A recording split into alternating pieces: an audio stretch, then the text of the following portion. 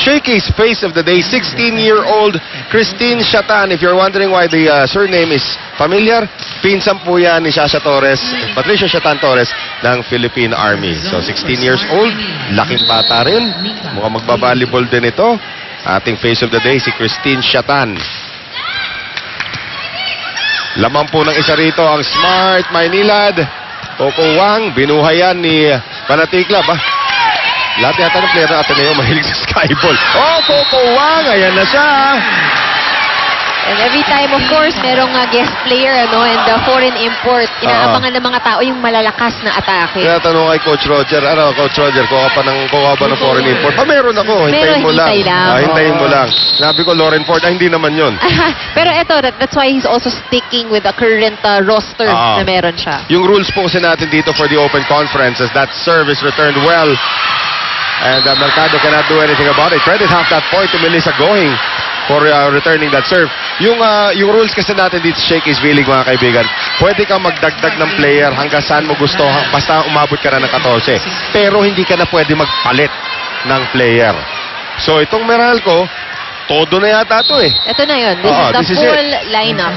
They start out with 13 players. They now have 14 dahil kay Coco Wang. So hindi na pwede magdagdag at palit itong kuponan ng Meralco Power Spikers. Hindi naman nila kailangan. Banatikla, Kainglet, Carla Bello. Sa kabila naman pinadaan, banggaan si Mercado at saka si Ruby De Leon, Ivy Remulla. Another attack for Zone 1. Ruby had the right thing in mind. Alam niyang walang tao dun sa corner na yon, pero lumabas. Nire-reklamo ni Ruby yung pagtawid kanina ni Paneng. Eto na ngayon, second substitutions. Carla Bello out, Morada back in, Ivy Remulla out, April Jose back in. Kanya kalalim po yung bench nitong kuponan ng Meralco. Meron pa silang Shed de la Peña, meron pa Zarveles. Yan ang maganda sa CISA conference na to, no? If you look at all the teams, ang lalalim ng bench. Jose ngayon. And they go high for Maru Banatikla. And that time, ang pinahiyaan naman niya, ito si Maika Morada. 18-17. If it's Fun Family Pizza, it's gotta be Shakey's. Pari ko nga ng yung pepperoni thin crust. Padala mo rito. Charge mo kay AJ bago eh. Eto ngayon si Jose. Quick set. Teka muna. Ano yun? Double na naman para kay April Jose. Pangalawa na niya yan.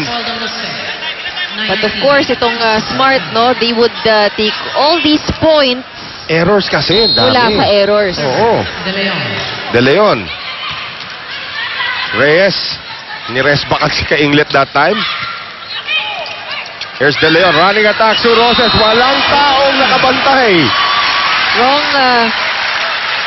move there for the Meralco blockers. Kumbaga sa basketball, backdoor play yung ginawa po doon ni Ruby De Leon para kay Sue Roses. Timeout, Meralco. Ruby De Leon, team captain. Ruby De Leon with a great serve. At yan, no, yung momentum right now is on the side of Smart Maynilad. Yes. At papalit dito, they need an extra defender. Pinalitan si Phil Kainglet. Nilagay si Elsie Girlie Quemada, one-time libero ng College of St. Benilde. And Ruby gets that through. Binuhay ni Paneng. And a free ball given up here by April Jose. Charo, Ruby, Suzanne Roses. Well, they have to do better than that. So 22-17, Ruby once again. Lights pa nakatingin talaga sa paa niya kung saan umaapak eh. Panay Mercado, nice dig there by Gretchen Soltones. Ruby once again for Sue Roses.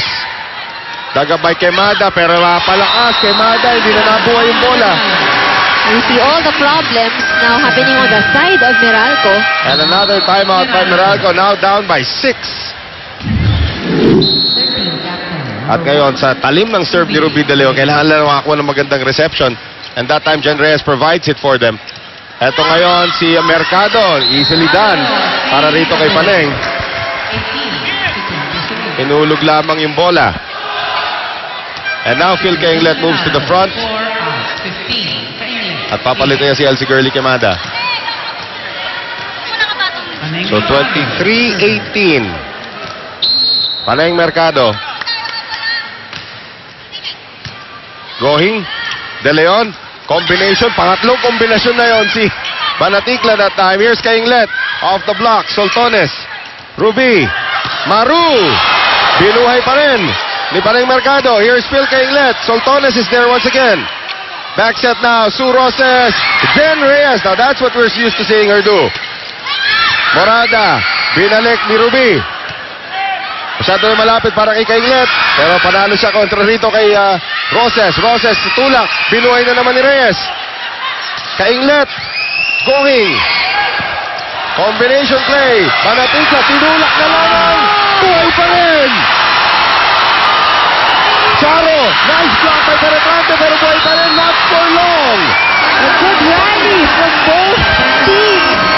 At tuwan-tuwa ang mga tao rito. Na-timeout si Roger Correa at mukhang nahapo yung kanyang mga player sa haba ng rally na yun. Timeout for Smart Maynilad. Meralco Power Spikers leading 4 points to tie this set. 23-19. Serving. You have to let your players catch their breath. Right. Si Roses mukhang hingal pa rin eh. Eto ngayon si Morada. Papunta kay Roses. Hindi naman sila magkakampi. Eto ngayon si Morada nahanap ang guhit. Hindi daw nahanap ang guhit. Sabi ng ating linesman. Oo, ngayon ang naging problema ng Meralco, kaya talagang lumamang ng malaki itong Smart Maynila. They've been committing a lot of errors here in the second set. So 5 set points para sa Smart Maynilad Net Spikers. Charo Soriano. Good serve. Ako, haba pala. So namigay ng isa si Charo. 24-20. Quadruple set point pa rin. Coco Wang back in front for Meralco, their Chinese import. Penetrante. Going. De Leon. Combination off the block. Jose, quick set. Coco Wang, and that will not get it done. Double set for the third time. Kontra dito kay April Jose. And we are tied at 1 set apiece. Nakuha na Smart Maynilad ang ating second set. 25-20. At makikita natin ating shaky play dito, Ann. Daming pagpipilian, pero makikita natin dito yung pagkabuhay. Jose, Coco Wang, walang nagawa. Third set, sa amin pong pagbabalik. Ako po si Maureen Penetrante Owano ng Meralco Power Spikers at kayo'y nanonood ng Shakey's D-League Open